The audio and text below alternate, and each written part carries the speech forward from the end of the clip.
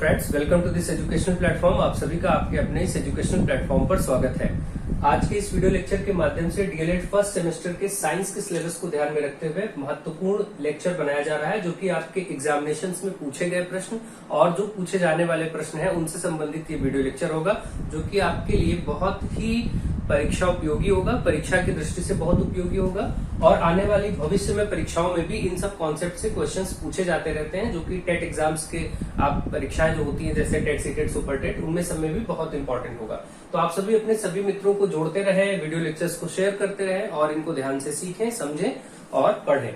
तो चलिए देखते हैं इसमें, जैसे कि आपके सामने लिखा हुआ है एंगस्ट्रॉम में कितने मीटर होते हैं। सबसे पहला क्वेश्चन आपके सामने है कि एंगस्ट्रॉम में कितने मीटर होते हैं। तो इसके लिए आपको कुछ चीजें बेसिक पता हो, क्योंकि कभी एंगस्ट्रॉम पूछा गया तो कभी नैनो, कभी माइक्रो, ऐसे बहुत सारी चीजें पूछ ली जाती हैं। तो इन सब की एक टेबल आप बना लीजिए और सिंपली याद कर लीजिए, जो कि हर एग्जाम में पूछे ही जाते हैं, चाहे वो एसएससी का एग्जाम हो कई बार और कई डिफरेंट वनडे गवर्नमेंट एग्जाम्स में भी पूछे जाते हैं। तो जैसे आप सभी जानते हैं कि कोई चीज आपको लर्न करने के लिए जैसे सेंटीमीटर से स्टार्ट कर लेते हैं, बहुत छोटा, कि आपको सेंटीमीटर में भी आप सभी जानते हैं कि सेंटीमीटर से मीटर कन्वर्ट करने के लिए क्या होता है। अगर हमें सेंटीमीटर दिया हो और हमें मीटर में कन्वर्ट करना हो तो आपको 10 की घात -2 से गुणा करना पड़ता है, या 1/100 इसी को कहते हैं, जो कि सवा हिस्सा। जैसे कि मीटर से सेंटीमीटर बनाने के लिए आप 100 से गुणा करते हैं, उल्टा सेंटीमीटर से मीटर बनाने के लिए 100 से भाग करते हैं। तो जब 100 से भाग करते हैं तो उसको ऐसे 1/, के रूप में लिखेंगे और यही चीज 100 को आप 10 की घात 2 कह सकते हैं, क्योंकि 10 × 10 होता है। और ये चीज जब ऊपर जाती है तो चिन्ह बदल जाता है और 10 की घात -2 ऐसे हो जाता है। तो इसलिए हम डायरेक्ट इस चीज को ऐसे भी कह सकते हैं। तो सेंटीमीटर से मीटर बनाने के लिए 10 की घात -2 मीटर हम कह सकते हैं। इस तरीके से बहुत सारी चीजें आपको यहाँ पर समझनी, जैसे मिलीमीटर 1000वां भाग होता है। इसी तरीके से अगर कभी मिली आ जाए, मिलीमीटर, और उससे मीटर बदलना हो तो 10 की घात -3 मीटर आप वहां पर कह सकते हैं। इसी तरीके से इसके आगे आप एक टर्म आता है माइक्रोमीटर। माइक्रोमीटर से मीटर बनाना हो, देखिए ये मीटर की बात अलग है, माइक्रो कहीं भी लगेगा तो 10 की घात -6। जैसे आपको लिखा हो माइक्रो सेकेंड, तो माइक्रो सेकंड का मतलब 10 की घात -6 सेकंड। वहां मीटर दूरी ना हो कि समय पर चेंज होने लगेगा। तो यहाँ कुछ भी लिखा हो सकता है। आप में मैं मीटर को लेकर के समझा दे रहा हूं। तो जैसे माइक्रो वर्ड आता है तो माइक्रो जहां भी आएगा वह 10 की घात -6 से गुणा होगा और आगे मीटर सेकंड जो भी यहाँ हो वो चीज आ जाएगी। माइक्रो के बाद एक टर्म आता है नैनो। नैनोमीटर या नैनो सेकंड या इस तरीके की चीजें आप सुनते हैं।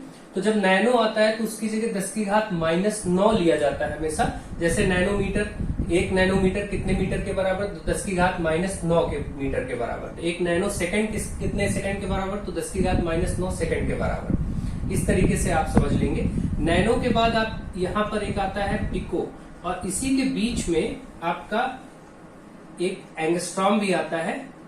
एंगस्ट्रॉम जो आपसे पूछा गया है ये इसी के बीच में आता है, जो कि सिर्फ 10 की घात -10 होता है। नैनो के बाद इसको आप अलग से ऐसे ध्यान में रखिए, आपका प्रश्न का आंसर ये होगा 10 की घात -10 मीटर। यानी एंगस्ट्रॉम में कितने मीटर होते हैं, तो आप यहाँ बोलेंगे 10 की घात -10 मीटर होते हैं। आपका ये उत्तर हो जाएगा इस प्रश्न के लिए, ठीक है। तो इसके बाद नैनो के बाद आप एक टर्म और याद रखेंगे, पिको। पिको में होता है 10 की घात -12। इसके बाद होता है फेम्टो। अगर जरूरत हो तो वैसे कोई जरूरत नहीं है। फेम्टो होता है जो कि होता है 10 की घात -15। ये माइनस घातों के आपके प्रारूप सामने है, और यहाँ सेंटीमीटर से पहले डेसी भी आता है। अगर आप देखें तो 10 की घात -1 होता है, बाकी सेंटीमीटर से ही पूछा जाता है, तो कोई दिक्कत की बात नहीं। इस तरीके से आप देखेंगे centimetre, millimetre, micrometre, nanometre, angstrom, pico और फेम्टो। एंगस्ट्रॉम 10 की घात -10 होता है, ये ध्यान रखें। तो इस तरीके से आप चीजों को कर सकते हैं। ये पूरा आपको पता होना चाहिए, क्योंकि आगे के भविष्य के सभी एग्जाम में सुपर टेट, सीटेट सभी जगह पूछा जाता है। तो ये आप पूरी टेबल हमेशा के लिए ध्यान रखिए। सभी सेमेस्टर के बच्चों के लिए ये लेक्चर्स इंपॉर्टेंट होंगे, तो सभी लोग इसको ध्यान से समझें, सीखें। तो आई होप आपको ये बात समझ में आ गई होगी। इसी तरीके से पॉजिटिव में जैसे कोई चीजें होती हैं, ये माइनस वाली पावर थी, प्लस वाले में भी कई चीजों को होता है। जैसे हम लोग सीख सकते हैं, डेका होता है, हेक्टो होता है, यहाँ तक आप जानते हैं। जैसे डेका मीटर, कोई कहता है डेका मीटर को मीटर में बदलो, तो ये 10 की घात 1 होता है। हेक्टोमीटर को बदलो तो हेक्टो 100 होता है, यानी हम कह सकते हैं 10 की घात 2। ठीक है, तो इसके आगे आप मीटर ऐसे लिख सकते हैं। इसी तरीके से किलो होता है, किलो में भी आप सभी जानते हैं 1 किलो में 1000 होता है। 1 किलो कोई चीज जैसे किलोग्राम से ग्राम में बदलना है तो 1000 से गुणा करते हैं, ठीक है। तो इसी तरीके से किसी किलोमीटर से मीटर को बदलना तब भी 1000 से गुणा करते हैं। तो 1000 को हम 10 की घात 3 कह सकते हैं, तो इसी को आप लिख सकते हैं 10 की घात 3 किलो। अगर यहाँ मीटर है तो आप यहाँ 10 की घात 3 मीटर कहेंगे। अगर यहाँ ग्राम होता है, जैसे आप जानते हैं कि 1 किलोग्राम कितने ग्राम के बराबर होता है, तो आप कहते हैं 1000 ग्राम, या फिर इसी को आप 10 की घात 3 ग्राम ऐसे कह सकते हैं, है ना। तो वो एक ही बात है। तो किलो, इसी तरीके से आपको आगे डेका, हेक्टो, किलो, और इसी के बाद फिर आता है एक यहाँ पर मेगा। मेगा 10 की घात 6 होता है। तो मीटर है तो मीटर लिखेंगे। अब मैं आगे नहीं लिख रहा हूं, सीधे आप बस इसकी घातों का ये देख लीजिए कि कितनी पावर से गुणा करना होता है। तो मेगा 10 की घात 6। मेगा के बाद एक होता है गीगा। मेगा, मेगा के बाद गीगा, गीगा को कैपिटल जी से लिखेंगे, मेगा को कैपिटल एम से लिखते हैं। मेगा, गीगा, फिर टेरा, ठीक है, फिर टेरा होता है। तो जैसे 10 की घात 9 हो जाएगा, 3 के डिफरेंस से यहां से चलता है, ध्यान रखें। 10 की घात 3, 10 की घात 6, 10 की घात 9, जैसे वहां पर मिली, माइक्रो, नैनो, ये 3 के गैप से भी चल रहे थे, जो पीछे आपको बताया था, आप उसमें चेक कर लीजिए। तो अब ये गीगा हो गया, फिर टेरा 10 की घात 12 कर सकते हैं, ठीक है। तो इस तरीके से आगे फिर टर्म होता है पेटा। पेटा में 10 की घात 15 होता है। तो ये ऐसे चलते हैं, ठीक। तो आप इसको याद रखें, और इसके आगे फिर कुछ पूछा नहीं जानना है, ये कभी भी किसी भी एग्जाम में पूछा जाएगा, तो इनमें से बहुत कोई ना कोई पूछा जा सकता है, और आपको ये सारी चीजें पता होनी चाहिए, ठीक है। ये पॉजिटिव पावर प्लस पावर में टेबल है, और वो माइनस पावर की टेबल थी जो पीछे आपने अभी कर लिया है। आई होप आपको ये सारे टॉपिक्स, देखिए यहाँ पर तो आपको एक क्वेश्चन के रूप में लिखा दिख रहा है, लेकिन ये पूरा कॉन्सेप्ट आपको सिखाया जाता है। तो आप बहुत ध्यान से चीजों को सीखें, समझें, जहां जितना आवश्यक होता है मैं बता देता हूं, और बाकी कभी कुछ एक्स्ट्रा हो जाता है, कुछ कम हो जाता है, वो अलग चीज है। वायु दाब क्या होता है? वायु दाब एटमॉस्फेरिक प्रेशर जिसको कहते हैं। एटमॉस्फेरिक प्रेशर को कई जगह शॉर्ट में एटीएम ऐसे लिखा मिलता है, तो इसका मतलब एटमॉस्फेरिक प्रेशर ही होता है। तो वायु दाब क्या होता है? वायु दाब वायुमंडल, क्योंकि आप सभी जानते हैं कि हमारे चारों ओर, हमारी इस पृथ्वी के चारों ओर क्या है? वायुमंडल है, और यह वायुमंडल हम पर या पृथ्वी पर स्थित सभी प्रत्येक वस्तुओं पर एक दाब लगाती है।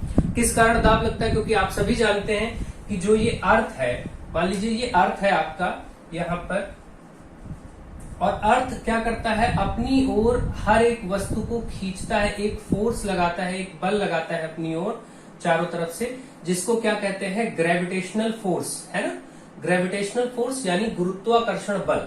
ये बल क्या कहलाता है? बल को हम एफ से लिखते हैं, तो एफ जी लिख देते हैं। गुरुत्वाकर्षण बल से प्रत्येक वस्तु को अपनी ओर, और हर एक, ये पृथ्वी के चारों ओर ये परतें हैं वायुमंडल की, वायुमंडलीय परतें हैं आपके पृथ्वी के चारों ओर, और ये वायुमंडलीय परतें क्या करती हैं?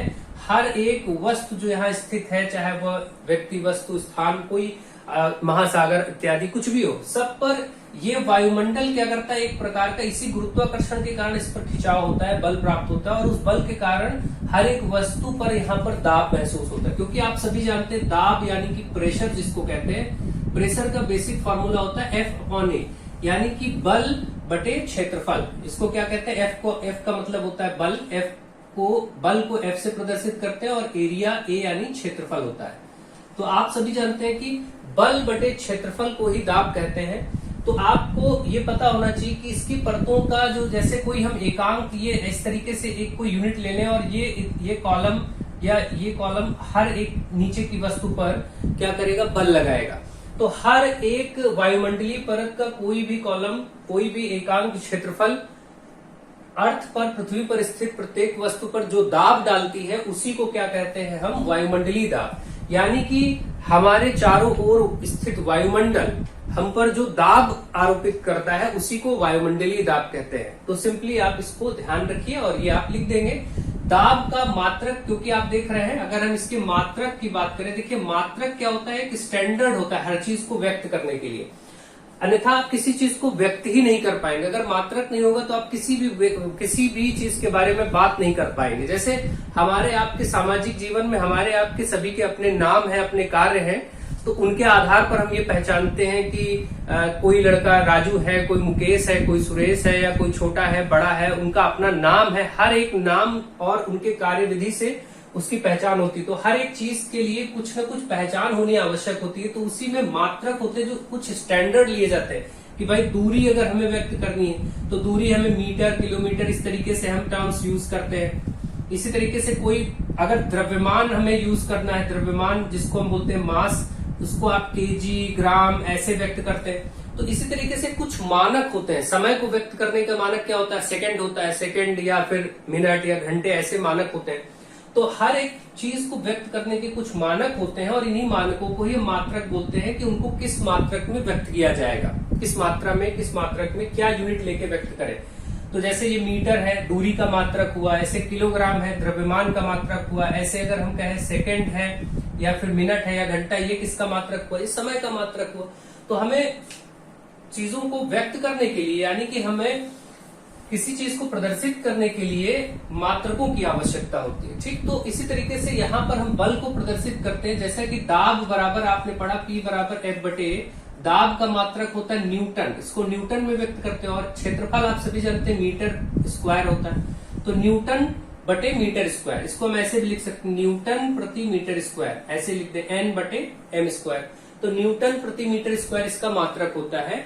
और ये एसआई मात्रक होता है। एसआई का मतलब इंटरनेशनल सिस्टम। इंटरनेशनल सिस्टम में मात्रक न्यूटन प्रति मीटर, या इसी को पास्कल, एक साइंटिस्ट पास्कल के नाम पर भी कहा जाता है, इसको पीए से भी व्यक्त करते हैं शॉर्ट में।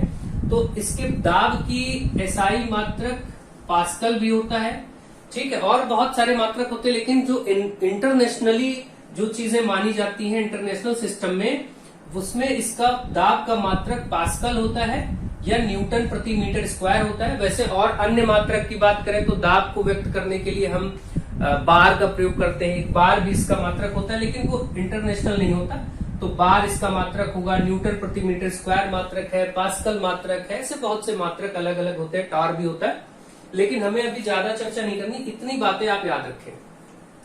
तो आपने ये समझा कि वायुमंडल, पृथ्वी के चारों ओर स्थित वायुमंडल जो पृथ्वी पर दाब डालता है उसी को वायुमंडलीय दाब कहते हैं। और दाब का एसआई मात्रक पास्कल होता है या न्यूटन प्रति मीटर स्क्वायर होता है। इतना काफी है इस प्रश्न का उत्तर लिखने के लिए, तो आप इसको ध्यान रखें। अगला है थर्मोसेटिंग प्लास्टिक किसे कहते हैं, एक उदाहरण दीजिए। देखिए थर्मोसेटिंग, दो तरह की प्लास्टिक की चर्चा होती है। एक थर्मोसेटिंग जो आपसे बात की गई है, और एक थर्मोप्लास्टिक, डायरेक्ट केवल थर्मोप्लास्टिक। ये दो तरह की चर्चाएं हो सकती हैं आपसे। यहाँ पर एक पूछा गया है, इसमें काफी प्रश्न 2021 में पूछे गए हैं, 2019, 21 ऐसे पिछले वर्षों के प्रश्न पत्रों में। तो आप अच्छे से पढ़ लीजिए इनको। देखिए ये दो चीजें आपके सामने हैं, एक थर्मोसेटिंग और एक थर्मोप्लास्टिक। थर्मोसेटिंग जो कि आपका प्रश्न है, वो इसमें क्या होता है कि ऐसे प्लास्टिक्स जो जिनको हम गर्म करके दोबारा उसी रूप में नहीं ढाल सकते, दोबारा से वो ढाले नहीं जा सकते। एक बार जिस रूप में ढल गए, जो बन गए वो बन गए, अगर उनको फिर दोबारा गर्म करेंगे तो फिर उसको दोबारा से नए रूप में नहीं ढाला जा सकता, क्योंकि वो गर्म करने पर ठोस या कठोर रूप में आ जाते हैं। तो थर्मोसेटिंग प्लास्टिक ऐसे प्लास्टिक होते हैं, आप लिखेंगे ऐसे प्लास्टिक जिनको गर्म करने पर दोबारा से किसी आकृति आकार में ढाला नहीं जा सकता, क्योंकि इनका गलनांक बहुत उच्च होता है। गलनांक क्या होता है? बहुत उच्च होता है। इनको दोबारा से ढाला नहीं जा सकता। तो आप पूरी बात लिखेंगे, थर्मोसेटिंग प्लास्टिक ऐसे प्लास्टिक होते हैं जिनको गर्म करने पर दोबारा उसी रूप में ढाला नहीं जा सकता, इनका गलनांक बहुत उच्च होता है, इनको गर्म करने पर ये कठोर हो जाते हैं। इतनी बात आप लिखेंगे, थर्मोसेटिंग प्लास्टिक हो गया। और उदाहरण दे देंगे। उदाहरण इसके लिए है बैकेलाइट और एक है मेलामाइन। बैकेलाइट और मेलामाइन, तो ये दो एग्जाम्पल्स हैं थर्मोसेटिंग प्लास्टिक के, इनको ध्यान रखें। अब बात करते हैं थर्मोप्लास्टिक। इसी का विपरीत है थर्मोप्लास्टिक, ऐसे प्लास्टिक जिनको गर्म करने के बाद दोबारा उनको किसी रूप में ढाला जा सकता है, तो उसे थर्मोप्लास्टिक कहते हैं। थर्मोप्लास्टिक का उदाहरण आप ले सकते हैं, जैसे पॉलीथीन जो यूज होती है, पॉलीथीन या खिलौनों में यूज होने वाली प्लास्टिक्स जो होती हैं, या फिर आप पीवीसी कह सकते हैं। ये एग्जाम्पल, ये उदाहरण इसके हैं और ये आप ध्यान रखें। अब आप देखिए, जैसे खिलौनों की प्लास्टिक है, इस तरीके की प्लास्टिक्स हैं, इनको आप क्या करेंगे, अगर गर्म करेंगे तो दोबारा से उस प्लास्टिक से कुछ नया ढाल के बना सकते हैं। वो दोबारा से नर्म अवस्था में रहेगी, लेकिन इनको जैसे ही गर्म करेंगे ये कठोर रूप में आ जाएंगी, तो दोबारा कुछ आप बना नहीं सकते। तो ये थर्मोसेटिंग और थर्मोप्लास्टिक की बात हो गई। मुझे आशा है कि आप इसको समझ गए होंगे अच्छे से, और इन एग्जाम्पल्स को अच्छे से ध्यान रखिए, समझिए, और सभी फ्रेंड्स में लेक्चर्स को शेयर करते रहिए। आपको लेक्चर्स कैसे लग रहे हैं, पसंद आ रहे हैं, तो आप उसको आगे जरूर शेयर करें। नेक्स्ट क्वेश्चन है, पदार्थ की कितनी भौतिक अवस्थाएं होती हैं? देखिए, पदार्थ की भौतिक अवस्थाएं जो आपके पाठ्यक्रम में बताया गया है वो केवल 3 ही बताया गया, जो कि मुख्य रूप से होती हैं। तो किसी पदार्थ कह सकते हैं, या इसी को द्रव्य भी कहा जाता है। ध्यान रखें, 2 टर्म आप ध्यान रखें, पदार्थ अथवा द्रव्य, जिसको आप इंग्लिश में मैटर कहते हैं, मैटर। तो पदार्थ की मुख्य 3 अवस्थाएं होती हैं, जो कि आपने पढ़ा है, ठोस यानी सॉलिड, द्रव यानी कि लिक्विड, और गैस। तो पदार्थ की मुख्य 3 अवस्थाएं होती हैं, ठोस, द्रव, गैस। इसके अलावा 2 अवस्थाएं और होती हैं जो कि आपके सिलेबस में नहीं बताई गई, लेकिन इनको याद रखें, प्लाज्मा, चौथी अवस्था प्लाज्मा, और 5वीं अवस्था होती है बीईसी। ऐसे लिख लीजिएगा बस, बीईसी का मतलब बोस आइंस्टीन कंडेंसेट। 2 साइंटिस्ट के नेम है, बोस आइंस्टीन कंडेंसेट। इसको पूरा लिख दे रहा हूं, बोस आइंस्टीन कंडेंसेट, ये ठीक है। तो इस तरीके से बोस आइंस्टीन कंडेंसेट, ठीक है। और ये प्लाज्मा। तो 5 अवस्थाएं, ठोस, द्रव, गैस, प्लाज्मा और बीईसी। आप सभी को चर्चा में कर दें, बस आप उत्तर लिखें तो ऐसा लिखें कि पदार्थ की मुख्य 3 भौतिक अवस्थाएं होती हैं, ठोस, द्रव, गैस, और अन्य 2 अवस्थाएं और मानी जाती हैं, जिसमें प्लाज्मा और बीईसी को माना जाता है। तो ऐसे आप प्रश्न का उत्तर लिख देंगे तो एक अच्छा इंप्रेसिव आंसर होगा। अब ये क्या होते हैं, इनके डिटेल में ज्यादा चर्चा करने की जरूरत अभी नहीं है। जब मैं साइंस, जनरल साइंस का एक अलग से लेक्चर पेपर बनाऊंगा हर एक एग्जाम के लिए, तो वहां पर मैं चर्चा करूंगा। वैसे बहुत ही इसमें क्या होता है, एक तरीके से प्लाज्मा जो है ये आयनाइज्ड गैसें होती हैं, आयनाइज्ड आयन के रूप में, आयनीकृत गैसों के रूप में होते हैं, बहुत ही सुपर एक्साइटेड होती हैं। इनकी स्टेट जो होती है, बहुत जो इनके कण होते हैं, मॉलिक्यूल्स होते हैं, वो बहुत ही एक्साइटेड होते हैं, सुपर एक्साइटेड पोजीशन में होते हैं, आयनाइज्ड होते हैं। वैसे ही ये जो है बहुत ही लो डेंसिटी वाले गैसियस मॉलिक्यूल्स होते हैं। बीईसी जो है वेरी लो डेंसिटी के मतलब एक तरह से किसी भी कण पदार्थ के लाखवां हिस्सा, गैसियस कण का अगर हम लाखवां हिस्सा ले लें, इस तरीके से घनत्व के टर्म्स में, डेंसिटी के टर्म्स में बात करें, तो वेरी लो डेंसिटी के ये कण होते हैं जो कि बीईसी होते हैं। लेकिन अभी हम इस पे बहुत बात न करते हुए इतना आप ध्यान रखें। तो पदार्थ अथवा द्रव्य की 3 मुख्य अवस्थाएं, ठोस, द्रव, गैस, और 2 अन्य अवस्थाएं, प्लाज्मा और बीईसी। तो कुल 5 अवस्थाएं होती हैं, लेकिन आपको आपके सिलेबस में 3 पर ही बात है, तो आप 3 ही लिखें और इसको अन्य अवस्थाओं में करके दिखा दें, ठीक है, तो ज्यादा अच्छा होगा। तो इस तरीके से आप इसका प्रॉपर आंसर भी कर लेंगे और आपका ये सही उत्तर जाएगा। जैसे पदार्थ, द्रव्य क्या है, ये भी पूछा जा सकता है, बहुत इंपॉर्टेंट चीज है। कई बच्चों को ये नहीं पता होता है द्रव्य होता क्या है, यानी पदार्थ होता क्या है। वास्तव में कोई भी पदार्थ अथवा द्रव्य, इस संसार में जो कुछ भी हमारी आंखों से दिखता है और जो हमें महसूस होता है, वो सब पदार्थ है। देखिए, ये परिभाषा में आप ऐसे नहीं लिखेंगे, लेकिन अपने समझने के लिए, जैसे आप अपने कमरे में देख रहे हैं, जितनी वस्तुएं दिख रही हैं जहां पढ़ रहे हैं, जैसे ये बोर्ड आपको दिख रहा है, ये पेन मार्कर दिख रहा है, हम और आप दिख रहे हैं, हम सब पदार्थ है, यानी कि द्रव्य है।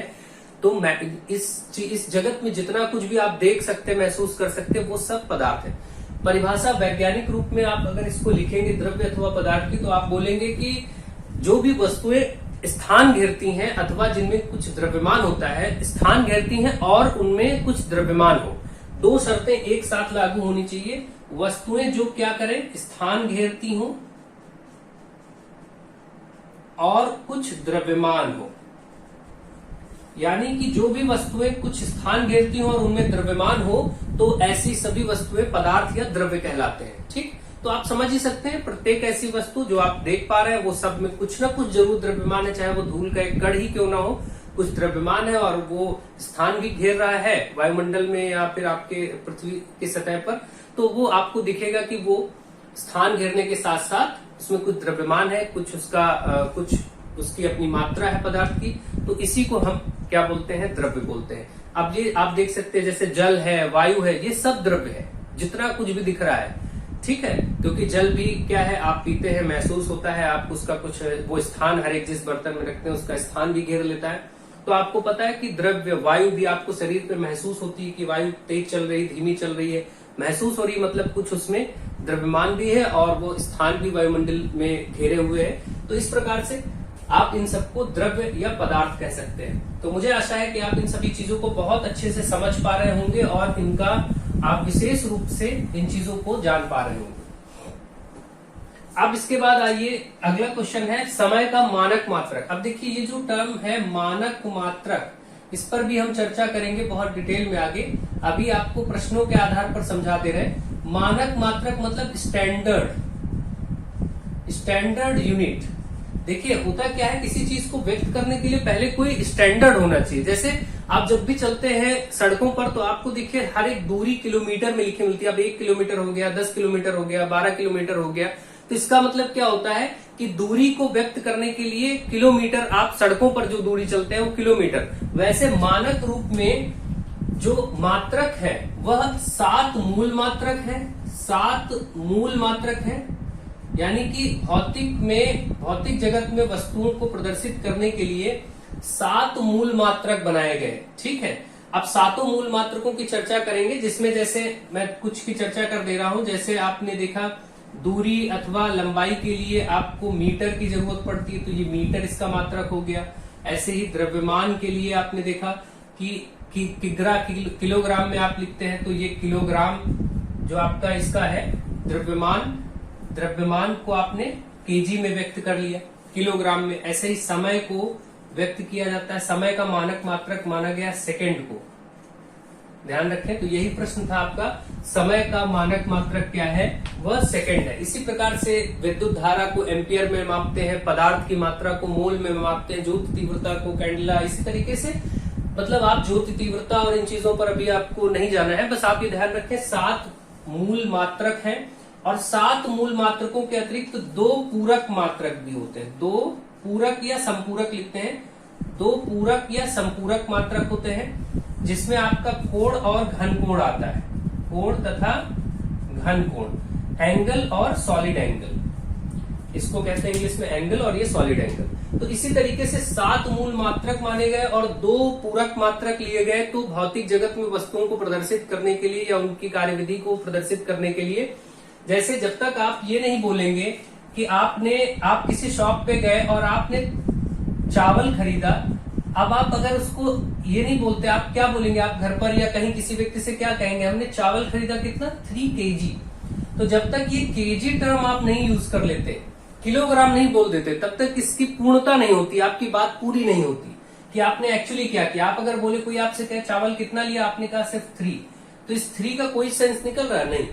तो इसके लिए हमें मात्रक चाहिए, हम दर्शाने के लिए इस चीज को प्रदर्शित करने के लिए हमें कुछ ना कुछ ऐसी स्टैंडर्ड मात्रक चाहिए। तो हमने ये चावल किस रूप में लिया था, द्रव्यमान, यानी इस जो द्रव्य आपने खरीदा, चावल एक तरह से क्या हुआ, द्रव्य, और इसका मान कितना है ये बताने के लिए केजी। भाई जैसे अगर हम द्रव्यमान को भी समझें, ऐसे तोड़े 2 भाग में, तो द्रव्य की मात्रा क्या है और उसका मान दोनों में आपको बताने पड़ेंगे, ठीक है। जैसे आपने कहा कि 5 और पीछे आप बोलेंगे सेकंड, तो ये क्लियर हो गया कि ये समय की मात्रा को प्रदर्शित करेगा। तो यह द्रव्यमान नहीं होगा। यहाँ पर द्रव्यमान में 2 चीजें अपने आप सम्मिलित हैं। जैसे कि आपने कहा 7 किलोग्राम, तो 7 यहाँ पर द्रव्य की मात्रा और ये आपका किलोग्राम। तो द्रव्यमान में ये 2 चीजें प्रदर्शित है। द्रव्यमान हमेशा किलोग्राम में प्रदर्शित होगा इसका मात्रक, और अन्य मात्रक सब जो 7 मूल मात्रक है उसमें अन्य दूरी के लिए, जैसे मीटर। तो जब तक आप ये नहीं बोलते कि 8 किलोमीटर या 8 मीटर आप चले, तब तक ये प्रदर्शित नहीं होगा कि आप दूरी की बात कर रहे हैं, कि द्रव्यमान की बात कर रहे हैं, कि समय की बात कर रहे हैं। जैसे यहाँ बोला जाए 8 सेकेंड, तो आपको पता चल गया समय की बात हो रही है, यहां से दूरी की बात हो रही है। ऐसे 8 किलोग्राम, तो यहां से द्रव्यमान की बात हो रही है, ठीक है। तो ये चीजें होती हैं जो कि मानक मात्रकों के आधार पर होती हैं। तो हर एक चीज का एक स्टैंडर्ड मानक मात्रक बनाया गया, जिसके आधार पर हम वस्तुओं को निरूपित प्रदर्शित करते हैं।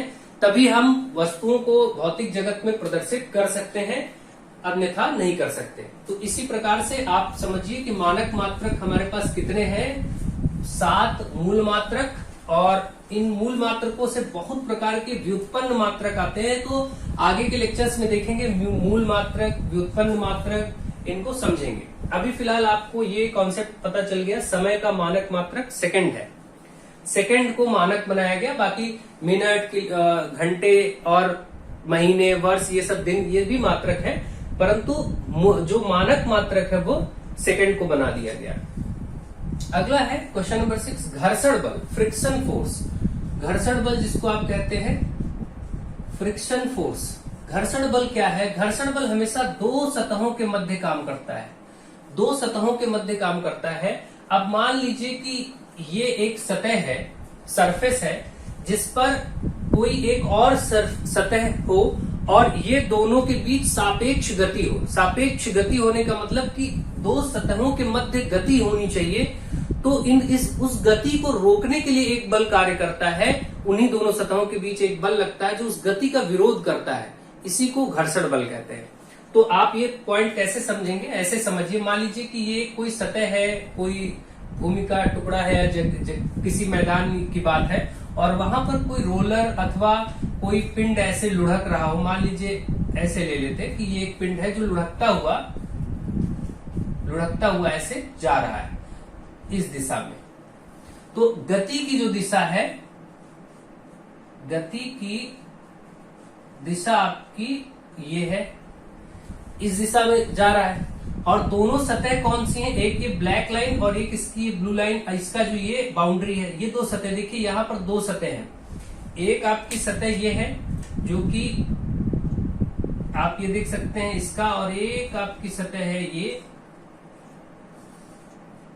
इस तरीके से। इन दोनों सतहों के मध्य क्या हो रही है? सापेक्ष गति हो रही है। कैसी गति हो रही है? रिलेटिव मोशन, सापेक्ष गति।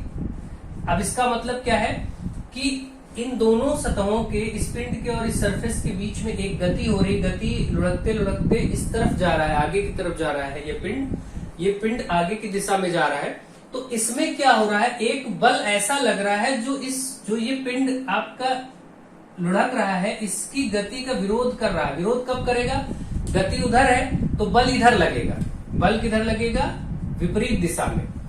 तो गति के विपरीत दिशा में एक बल कार्य कर रहा है जो कि सापेक्ष गति का विरोध कर रहा है। इसी बल को क्या कहते हैं? घर्षण बल कहते हैं। सिंपल सी भाषा है, आप बस इसको समझने की बात होती है।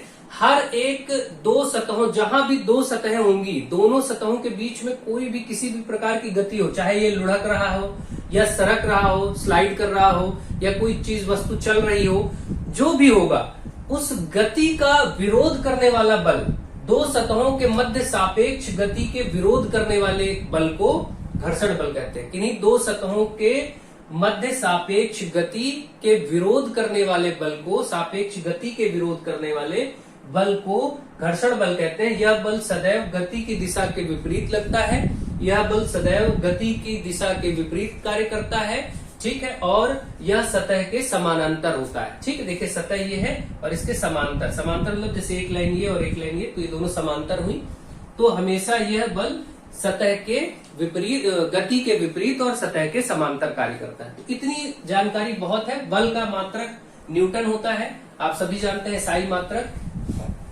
तो इस प्रकार से मुझे आशा है कि आपको घर्षण बल भी समझ में आ गया होगा। और बहुत जगह पर 3 प्रकार 4 प्रकार के घर्षण बताए जाते हैं, जैसे स्थैतिक घर्षण, गतिक घर्षण, सीमांत घर्षण, सर्पी घर्षण। इस तरीके से घर्षण के 4-5 प्रकार भी होते हैं, तो अगर कहीं लिखना हो तो लिख सकते हैं। अगला आपके सामने है गति किसे कहते हैं। अब देखिए यहाँ पर टर्म आ गया, गति किसे कहते हैं, और गति के कुछ प्रकार भी बताने हैं। तो मान लीजिए गति, जिसको हम कहते हैं मोशन, है, अभी सिर्फ गति की बात है, चाल अथवा वेग इनकी बात नहीं हो रही, केवल गति क्या है। तो गति और समझने के लिए 2 चीजें आपको समझ में आनी चाहिए, एक की विराम और एक अवस्था होती है गति की अवस्था। 2 अवस्थाएं होती हैं, वस्तु की 2 अवस्थाएं हो सकती हैं, या तो वस्तु विराम में होगी या तो वस्तु गति में होगी। तो अब क्या है, जैसे आप बैठ करके पढ़ रहे हैं तो आप विराम की अवस्था में हैं, ठीक है। हम एक ही स्थान पर खड़े होकर यदि पढ़ा रहे हैं तो विराम की अवस्था में है। तो इसी तरीके से कोई वस्तु चल रही है तो गति में होगी और रुकी हुई है तो विराम में होगी। इसको लिखने का सही तरीका क्या होगा? विराम अथवा गति को समझने के लिए हमेशा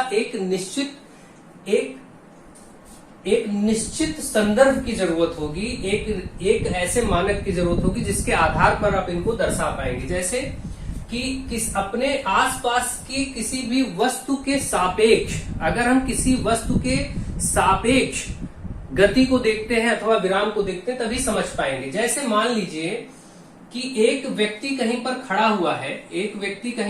हुआ है और यहां से इसके सामने से ये एक स्थान पर रुका हुआ है और इसके सामने से एक गाड़ी निकल जाती है। तो ये जो गाड़ी है ये इसके सापेक्ष क्या है? गति में, क्योंकि ये बाहर खड़ा हुआ है। और एक उसी गाड़ी में मान लीजिए इसी गाड़ी में 2-3 लोग बैठे हैं, ठीक है। अब देखिए यहां पर गाड़ी में ही आपके 2-4 लोग बैठे हैं और एक व्यक्ति बाहर से ऑब्जर्व कर रहा है, 1 या 2 व्यक्ति जो भी।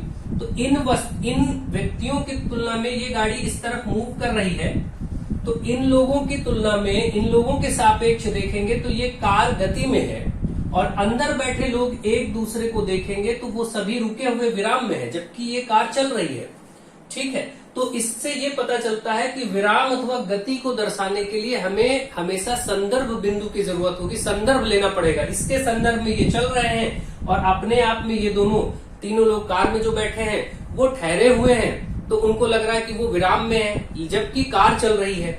तो ये डिपेंड करता है कि वो किसके सापेक्ष आकलन हो रहा है, किस वस्तु के सापेक्ष दूसरी वस्तु का आकलन हो रहा है, इस पर निर्भर करता है कि वस्तु विराम में है अथवा गति में है। तो पहले तो इस कॉन्सेप्ट को आप समझ गए होंगे। अब आप ध्यान दीजिए, अब मैं आपको बताता हूं। सिंपली आपको ये बताना है, जब कोई वस्तु समय के सापेक्ष, जब कोई वस्तु क्या हो, समय के सापेक्ष अपने आसपास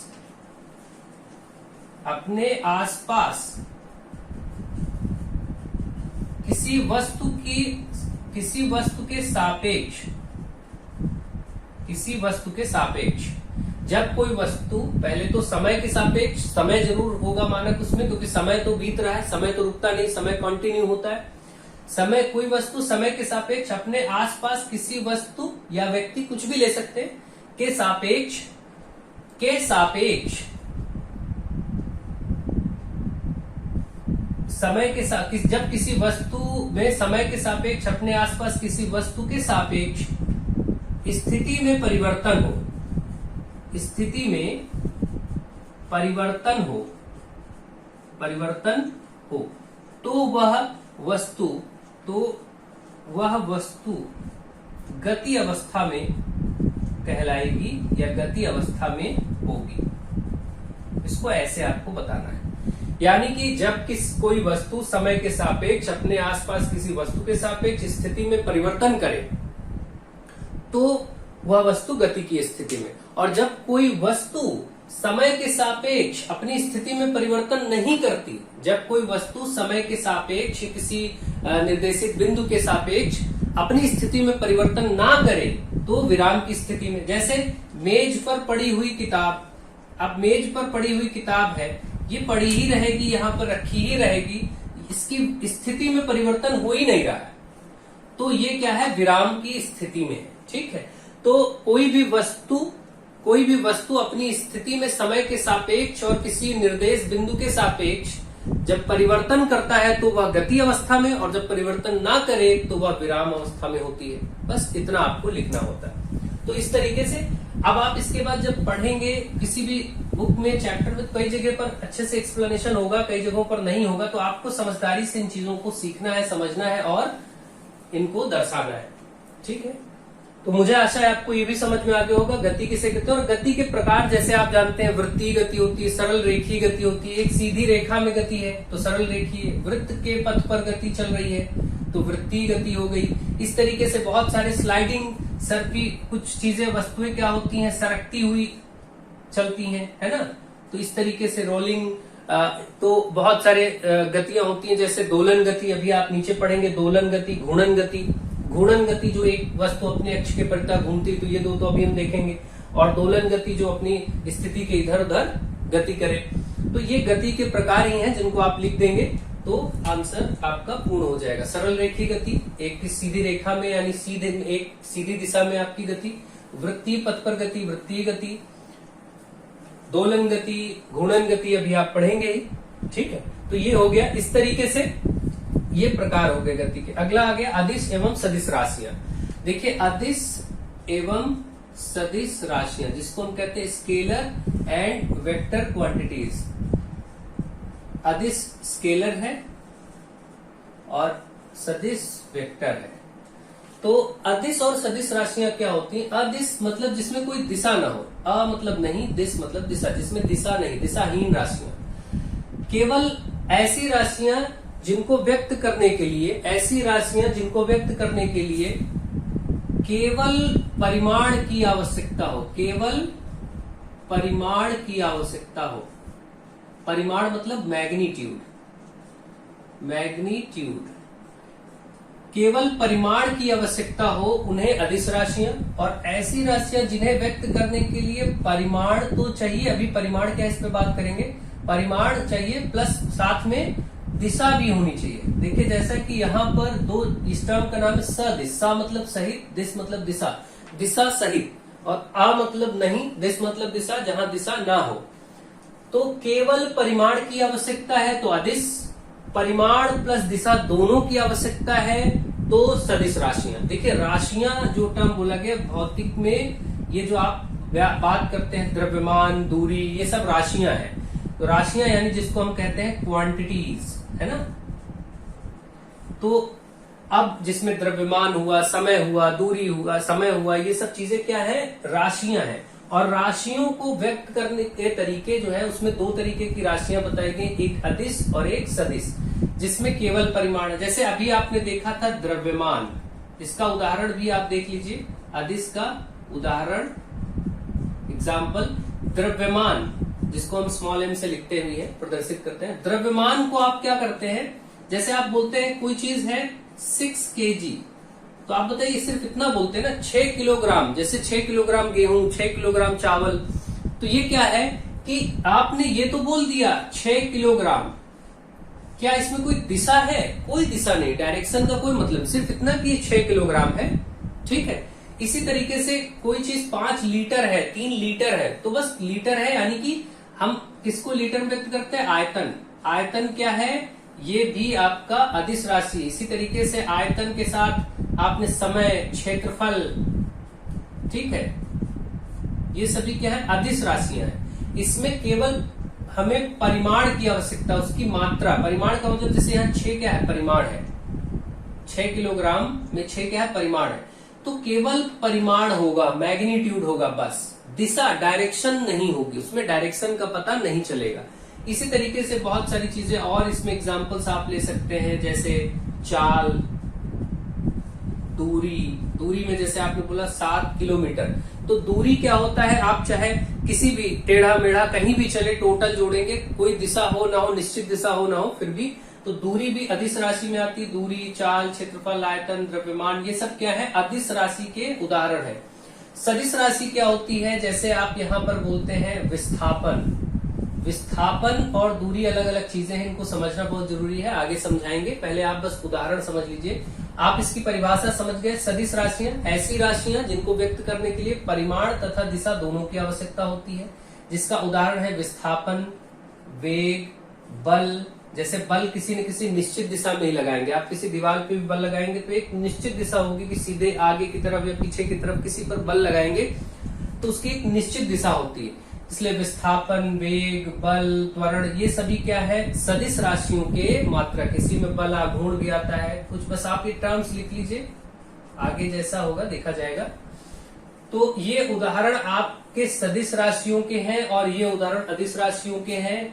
ऐसी राशियां जिनको व्यक्त करने के लिए केवल परिमाण की आवश्यकता होती है अदिश, ऐसी राशियां जिनको व्यक्त करने के लिए परिमाण एवं दिशा दोनों की आवश्यकता होती है सदिश, और उनके उदाहरण सामने लिखे हुए हैं। तो आप इन उदाहरणों को अच्छे से समझ लीजिए और सीख लीजिए। मुझे आशा है कि आपको ये चीजें बिल्कुल समझ में आ गई होंगी और बिल्कुल क्लियरली आप इनको समझ गए होंगे।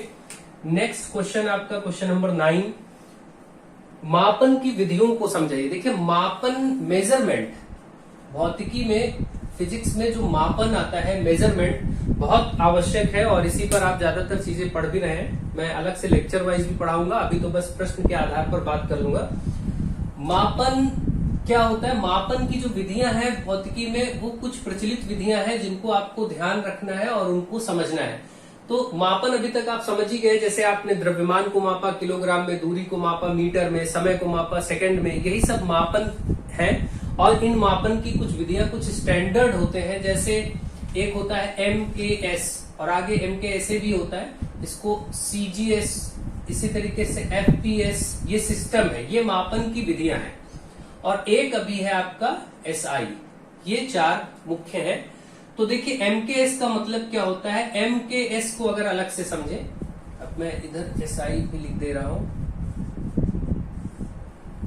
अब एक एक समझते हैं। MKS, इसका मतलब कि M का मतलब होता है मीटर, K का मतलब होता है किलोग्राम, S का मतलब होता है सेकेंड।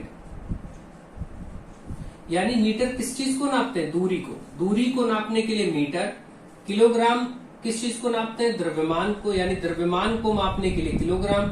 और सेकंड किस चीज को मापते हैं? समय को। समय को मापने के लिए सेकंड। यानी कि जब दूरी को मापने के लिए मीटर का प्रयोग किया जाए, द्रव्यमान को मापने के लिए किलोग्राम और समय को मापने के लिए सेकंड का प्रयोग किया जाए, तो ऐसी विधि MKS विधि कही जाती है।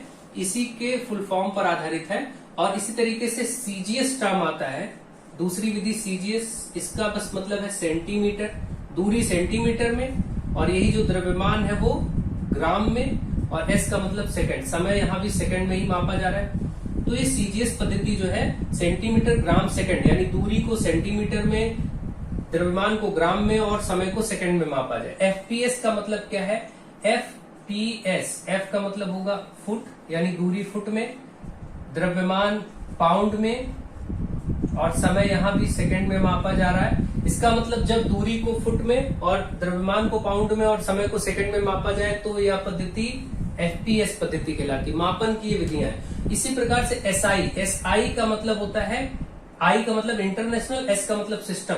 इंटरनेशनल सिस्टम, अंतरराष्ट्रीय पद्धति। SI का मतलब वो अंतरराष्ट्रीय पद्धति। अंतरराष्ट्रीय का मतलब जैसे बहुत सारी चीजों को आप किसी देश में कुछ बोलते हैं और दूसरे देश में किसी रूप में मापा जाए, अन्य किसी देश में किसी और रूप में मापा जाए, तो चीजों को समझना बड़ा मुश्किल हो जाता है। इसी के लिए अंतरराष्ट्रीय स्तर पर चीजों को बना दिया गया, ताकि हर देश एक दूसरे के विधियों को समझ सके और उसके आधार पर लेन देन किया जा सके।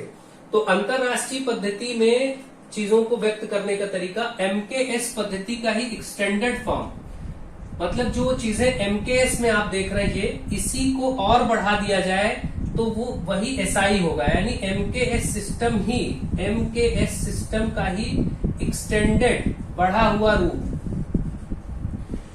ठीक, SI पद्धति कहलाता है। MKS पद्धति की सारी चीजें, यानी कि अगर दूरी को मीटर में, द्रव्यमान को केजी में, समय को सेकंड में लिया जाए, साथ ही साथ कुछ चीजों को व्यक्त करने के लिए वैज्ञानिक संकेतों का प्रयोग होता है। जैसे बल को न्यूटन में, कार्य ऊर्जा के मात्रक को जूल में व्यक्त करते हैं, तो जूल, न्यूटन, वैज्ञानिकों के नाम का प्रयोग करके भी जो यूनिट बनी, तो ये सभी SI इंटरनेशनल सिस्टम में आती है। इंटरनेशनल सिस्टम इस समय प्रचलन में है, जो आप कार्य कर रहे हैं वो MKS पद्धति का एक स्टैंडर्ड रूप है, बढ़ा हुआ स्वरूप है। तो ये चीज आप ध्यान रखेंगे, यही पद्धतियां हैं। तो आप मापन की विधियां MKS, CGS, FPS, SI, इनके फुल फॉर्म और किसमें क्या नापते हैं लिख देंगे, बस ये पूरा मार्क्स आपको मिल जाएगा। तो मापन की विधियां हो जाएंगी। आई होप आप इसको अच्छे से समझ गए होंगे और आपको कोई प्रॉब्लम नहीं हो रही होगी। इन हर एक विधियों को आप अच्छे से समझ पा रहे होंगे। अगला है दोलन एवं घूर्णन गति। देखिए एक गति है दोलन गति, जो इस प्रश्न की डिमांड है, और एक है घूर्णन गति। इनको आप समझेंगे। दोलन गति का मतलब ऑसिलेटरी मोशन और घूर्णन का मतलब रोटेशन। घूर्णन का मतलब घूमना, ये रोटेशन मोशन है, ये ऑसिलेशन। अब देखिए दोलन और घूर्णन गति को हम समझेंगे। जैसे घूर्णन गति को पहले समझते हैं। जब कोई वस्तु अपने अक्ष के परितः, अपने अक्ष के चारों ओर घूमती है, तो वह गति घूर्णन गति। सिर्फ अक्ष के चारों ओर, वस्तु अपने आप को स्थानांतरित नहीं करती। वस्तु अपने आप को स्थानांतरित किए बिना जब कोई वस्तु स्वयं को स्थानांतरित किए बिना सिर्फ अपने अक्ष के चारों ओर घूमती है तो उस गति को घूर्णन गति कहते हैं। जैसे लट्टू, आपने लट्टू बहुत खेला होगा। जब आप लट्टू को फेंकते हैं जमीन पे तो लट्टू क्या होता है, इस तरीके से आप देखते हैं कि लट्टू की जो कार्यविधि है ये क्या करता है, अपनी इस अक्ष, ये नोक होती है और ये नोक जब जमीन में गिरती है तो इसी नोक के, इसी को आप अक्ष मान सकते हैं ऐसे, और इसी के चारों तरफ ये ऐसे गति प्रदर्शित करता है, यानी ये नाचता है। तो अब आप देखते हैं ये अक्ष है, इसी अक्ष के चारों ओर ये घूमता रहता है, घूमता रहता है, घूमता रहता है। तो इसका मतलब कि वह अपने आप को स्थानांतरित किए बिना अपने अक्ष के चारों ओर, अगर हम इस मिडिल पॉइंट, सुई वाले पॉइंट को ये काल्पनिक रेखा माने तो इसी को हम कह सकते हैं अक्ष। तो जब कोई वस्तु अपने आप को, स्वयं को स्थानांतरित किए बगैर अपने अक्ष के चारों ओर घूमती है तो यह गति घूर्णन गति कहलाती है, रोटेशनल मोशन। और उसका उदाहरण लट्टू की गति। घर में पंखे चलते हैं, पंखा देखिए एक रॉड से जो लटक रहा है, रॉड उसका अक्ष हो गया, उसके चारों तरफ देखिए वो घूमता रहता है, स्वयं को स्थानांतरित नहीं करता। तो पंखे की गति, इसी तरीके से लट्टू की गति, इस तरीके के बहुत सारे उदाहरण आपके दैनिक जीवन में होते हैं, देखने को मिलते हैं, जो कि आप देख पाते हैं कि वो घूर्णन करते हैं, घूर्णन गति। जैसे घर में कोई मोटर चल रहा है, किसी अक्ष के वक्ता चारों तरफ घूम रहा है, तो इस तरीके की गति घूर्णन गति। और दोलन गति, ऑसिलेटरी मोशन क्या होता है कि ऐसी गति जो एक निश्चित बिंदु, जैसे मान लेते हैं एक धागे से हमने एक ये सॉलिड बॉल को लटका दिया और इस बॉल को खींचा, इस तरफ पकड़ के इधर खींचा, और खींचने के बाद यहां लाके ऐसे हमने खींचा और छोड़ दिया। तो लाके जब आप यहां से छोड़ेंगे तो जितना ये आप इधर खींचे हैं उतना ही ये इस तरफ जाएगा, ठीक इस तरफ भी जाएगा, और फिर ये वापस आएगा।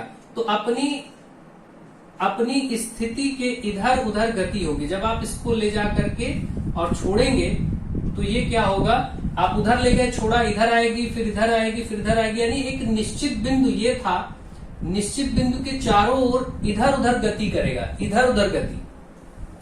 यानी अब इसको कैसे लिखेंगे, अब ऐसे लिखेंगे कि जब कोई वस्तु एक निश्चित बिंदु के इधर उधर समान गति प्रदर्शित करता है तो इस गति को दोलन गति कहते हैं। इसमें आपका एग्जाम्पल बहुत अच्छा है, झूला, आप लोगों ने झूला होगा। तो झूले की गति क्या होती है, झूला देखिए पहले बीच में ऐसे टंगा होता है, फिर उस पर बैठते हैं लोग, फिर उसको ऐसे इधर ले जाया जाता है, फिर उधर ले जाया जाता है, उधर ले जाए, तो जो सेंटर पॉइंट था उससे आप एक बार इधर ले जाते, एक बार उधर ले जाते, एक बार इधर ले जाते, एक बार उधर ले जाते हैं, तो ये गति दोलन गति। तो दोलन गति का उदाहरण बहुत ही अच्छा आपका एक झूला है। झूले की गति को आप दोलन गति में लिख सकते हैं, उदाहरण देकर के आप ऐसे समझा सकते हैं। तो मुझे आशा है आप दोलन गति, घूर्णन गति समझ गए होंगे। घूर्णन गति अपने अक्ष के परितः चारों ओर गति, दोलन गति एक निश्चित बिंदु के इधर उधर सामान्य गति, सामान्य रूप से गति दोलन गति कहलाती है। तो किसी निश्चित बिंदु के इधर उधर किसी वस्तु की सामान्य गति दोलन गति कहलाती है। किसी अक्ष के परितः चारों ओर, किसी अक्ष के चारों ओर गति घूर्णन गति कहलाती है। जबकि वह वस्तु अपने आप को इसमें देखिए वस्तु स्थानांतरित नहीं हो, लट्टू वहीं का वहीं है, जबकि झूले में झूला इधर उधर पूरा स्थानांतरित भी होता है ना। तो ये दो अंतर है इनके मुख्य। तो मुझे आशा है आप इसको बहुत अच्छे से समझ गए होंगे और आप सभी को ये सारे पॉइंट्स बहुत अच्छे से क्लियर हो गए होंगे। आप सभी लेक्चर्स को अपने सभी साथियों में शेयर करते रहे, लगातार जोड़ते रहे, ताकि और अच्छे से अच्छे वीडियोस आपको समय पर प्राप्त होते रहे और आपके एग्जाम की अच्छी तैयारी चले। और ये वीडियोस न सिर्फ आपके सेमेस्टर 1 के लिए उपयोगी है, बल्कि बहुत सारे वनडे गवर्नमेंट एग्जाम जो आजकल होते हैं, चाहे वो UPSSC का एग्जाम हो या फिर SSC बैंक आदि के एग्जाम हो, जहां भी साइंस का सिलेबस पूछा जाएगा, GS का कुछ भी पार्ट जहां साइंस आएगा, वहां पर इन बिंदुओं में काफी प्रश्न कई बार पूछे जाते रहते हैं और टेट सीटेट सुपर टेट में तो आते ही रहते हैं। तो आप सभी इसको ढंग से पढ़ें, सीखें, समझें और आगे तक के लिए तैयारी करें। So thank you to all of you.